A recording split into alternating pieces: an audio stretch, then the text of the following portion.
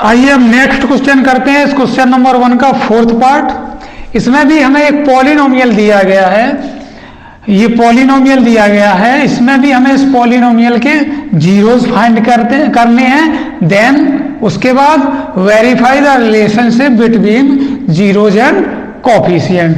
तो ये जो पॉलिनोमियल दिया है, सबसे पहले इसको सॉल्व करेंगे और जीरोज फाइंड करेंगे। तो यहाँ पर 4u² प्लस 8u में एनीबडी कोई बताएगा क्या कॉमन दिख रहा है? यहाँ पर गुड, 4u कॉमन दिख रहा है। तो यहाँ से इन दोनों में क्या 4u कॉमन लेंगे। तो यहाँ से क्या बचेगा? 4u निकल गया, तो u प्लस 4 2 जा 8, यहाँ पर 2 बचा इज इक्वल टू 0। अब क्या करेंगे? एक बार 4u इज इक्वल टू 0 कर देंगे। तो यहाँ से u इज इक्वल टू कितना आ जाएगा? 0/4। तो यहाँ से u इज इक्वल टू कितना आ गया? 0 हो गया। ये फर्स्ट जीरोज आ गया, इसको हम अल्फा नाम दे देते हैं। मान लेते हैं ये जीरो जो है ये अल्फा है, तो अल्फा की वैल्यू हमें 0 मिल गई। अब दूसरा u प्लस 2 इक्वल 0 कर लेते हैं। ये जो दूसरा वाला टर्म है इसका u plus 2 is equal to 0। तो यहाँ से u इज इक्वल टू कितना आता? -2। ये दूसरा जीरोज आ गया, इसको हम बीटा नाम दे देते हैं। तो अल्फा आ गया और ये अल्फा आ गया और ये बीटा आ गया। अब क्या करेंगे? उसके बाद ये जो रिलेशनशिप है इसको वेरीफाई करना है। किसकी? जीरोज और कोफिशिएंट की रिलेशनशिप को वेरीफाई करते हैं। उसके लिए क्या करते हैं? सबसे पहले क्या करेंगे? जो ये हमें पॉलिनोमियल दिया गया है, इस पॉलिनोमियल को हम कंपेयर करेंगे इसी के स्टैंडर्ड फॉर्म से। तो लिख लेते हैं पॉलिनोमियल। क्या है पॉलिनोमियल? दिया गया है 4u² प्लस 8u, ये पॉलिनोमियल दिया गया। अच्छा, पॉलिनोमियल का क्या होता है स्टैंडर्ड फॉर्म?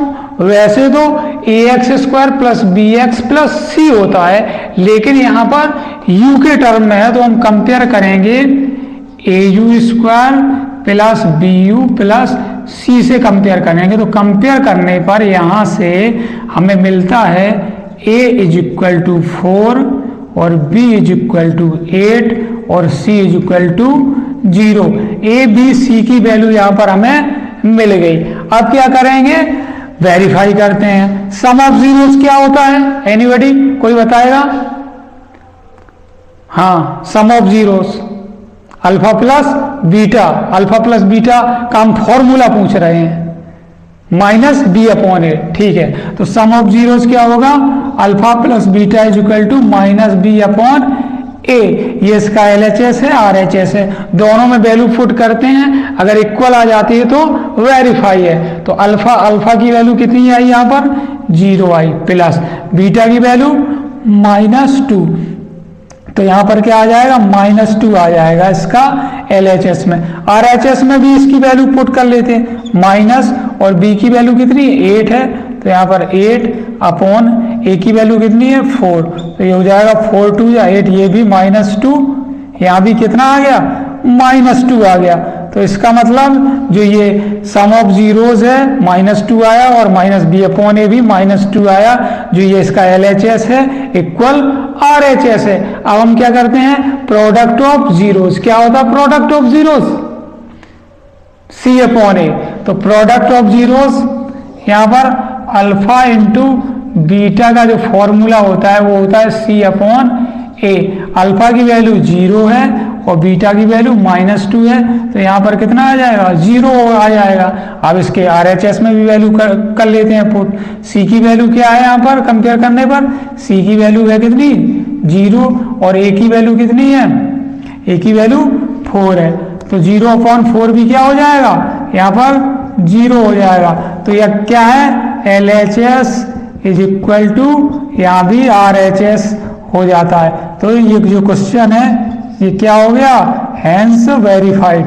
ये वेरीफाइड हो गया। हमें क्या वेरीफाई करना था? हमें वेरीफाई करना था relationship between zeros and the coefficient. ये जीरोज हैं अल्फा प्लस बीटा, और उनके जो कोफिशिएंट है इनकी रिलेशनशिप को हमें क्या करना था? वेरीफाई करना था। तो सम ऑफ जीरोज में भी हमने वेरीफाई किया और प्रोडक्ट ऑफ जीरोज में भी वेरीफाई किया। इसी के साथ ये क्वेश्चन कंप्लीट होता है। आप लोग चाहें तो इसको लिख सकते हैं।